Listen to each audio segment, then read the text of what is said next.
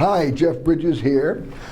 I'm celebrating Banned Books Week, and I will be reading for Banned Books Week the virtual readout from Lois Lowry's The Giver, a banned book. I'll be reading from chapter 13, and this is a passage between the giver and Jonas, who is the receiver. The giver begins.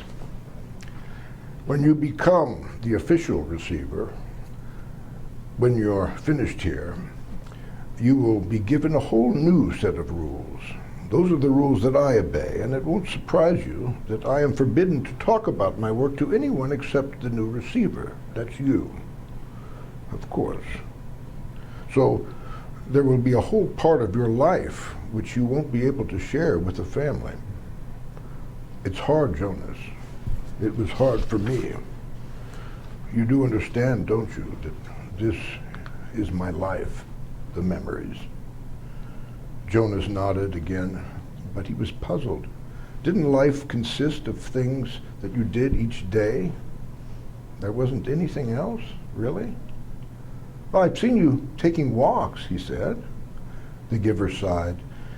I walk, I eat at mealtime, and when I am called by the committee of elders, I appear before them to give them counsel and advice. Oh, do you advise them often? Jonas was a little frightened at the thought that one day he would be the one to advise the ruling body. But the giver answered, no, rarely. Only when they are faced with something that they have not experienced before, then they call upon me to use the memories and I advise them, but it very seldom happens. Sometimes I wish they'd ask for my wisdom more often. There are so many things I could tell them, things I wish they would change, but they don't want to change. Life here is so orderly, it's so predictable, so painless. It's what they have chosen. Well, I don't know why they even need a receiver then, if they never call upon him, Jonas commented. Oh, they need me, and they need you, the giver said, but didn't explain. They were reminded of that 10 years ago. Well, what happened 10 years ago, Jonas said. Oh, I know. You tried to train a successor and it failed. Why? Why did that remind them? The giver smiled grimly.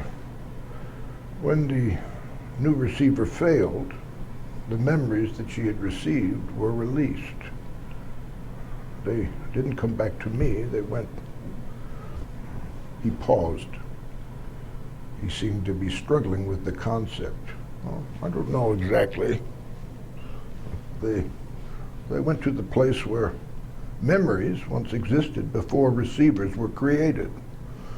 Someplace out there. He gestured vaguely with his arm, and then the people had access to them. Apparently, that's the way it was once. Everyone had access to memories. It was chaos, he said. They really suffered for a while. Finally, it subsided as the memories were assimilated, but it certainly made them aware of how they need a receiver to contain all the pain and knowledge. But you have to suffer like that all the time, Jonas pointed out. The giver nodded. And you will. It's my life. It will be yours. Jonas thought about it, about what it would be like for him. Well, along with walking and eating, and he looked around the walls of the books. Reading, that's it? The giver shook his head. Oh, those are simply the things I do. My life is here. In this room, the giver shook his head. He put his hands to his face, his chest.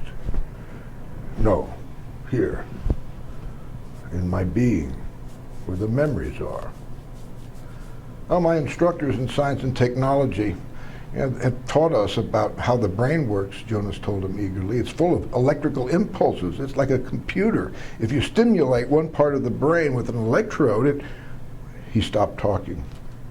He could see an odd look on the giver's face. They know nothing,